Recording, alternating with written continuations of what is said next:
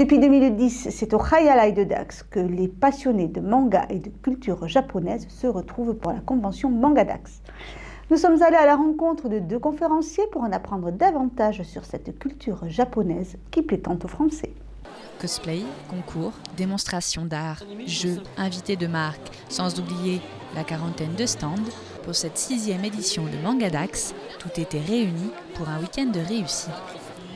Et tandis que certains étaient au stand des dessinateurs pour une dédicace ou un portrait, d'autres étaient à la conférence sur les étapes de la création d'un animé japonais.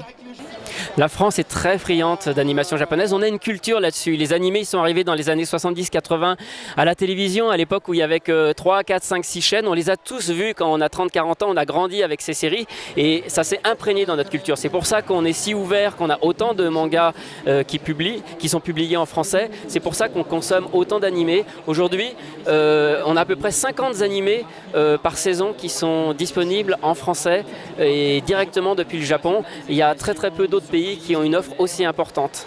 Alors les animés ne sont pas forcément toujours inspirés de mangas en livre. Bien sûr que le manga est une grosse source d'inspiration parce que quand vous avez un manga qui est déjà publié, qui a une histoire qui tourne et qui vend plusieurs millions d'exemplaires, forcément c'est du pain béni et c'est un succès quasi assuré pour faire ensuite un bon dessin animé. Depuis 1963, des animés sont produits toutes les semaines. Un travail titanesque. Ce qui est important quand on participe à ce genre d'événement, c'est d'expliquer aux gens tout le travail qu'il y a derrière la création d'un dessin animé.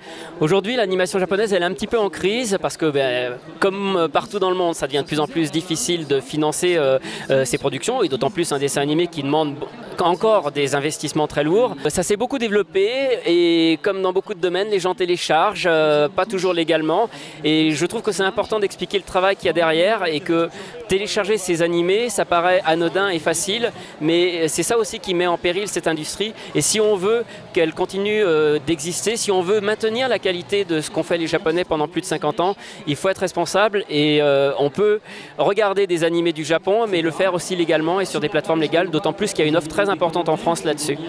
Alors que les mangas et les animés sont choses courantes au Japon d'aujourd'hui, la cérémonie du thé reste quelque chose de précieux et de spirituel, ce qu'expliquait cette spécialiste du thé à son stand. La cérémonie de thé, c'est pas servir le thé. La cérémonie de thé, il y a beaucoup de Japonais même qui ne l'ont jamais vécu. On se l'offre pour des moments très importants dans la vie. Ça peut être l'arrivée d'un enfant, la mort pour une femme, la mort de sa maman. Ça peut être un mariage, ça peut être l'acte d'achat d'une maison, l'acte d'achat d'un terrain. Tout ce qui nous paraît important, tout le monde ne se l'offre pas. Après, servir du thé au quotidien, ça c'est tout le monde. La cérémonie que l'on connaît aujourd'hui, elle a été développée en 1522.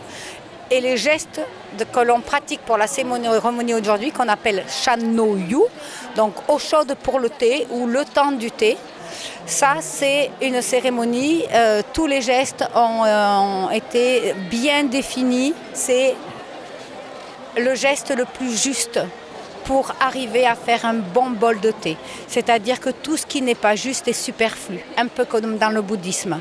On va à l'essentiel.